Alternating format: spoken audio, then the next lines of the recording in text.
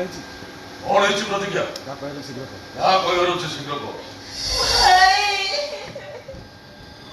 ଭାଇ ଘରେ କେହି ନଥିବାର ସୁଯୋଗ ନେଇ ମୋ ଶ୍ୱଶୁର ମତେ ରାଣୀ ନେଇ ମୁଁ ଆଉ କିଛି କହିପାରିବିନି। ଓହୋ ମାଷ୍ଟ୍ର ହୋ ତୁମେ ଏ ଅବସ୍ଥାରେ ତୁମ ମନରେ ଯଦି ସେମିତି କିଛି ଚିନ୍ତାଧାରା ଆସିଲା ମାଷ୍ଟ୍ରାଣୀ ତ କିଛି ମନ୍ଦ ନୁହେଁ ବହୁଟା ପ୍ରତି ତୁମ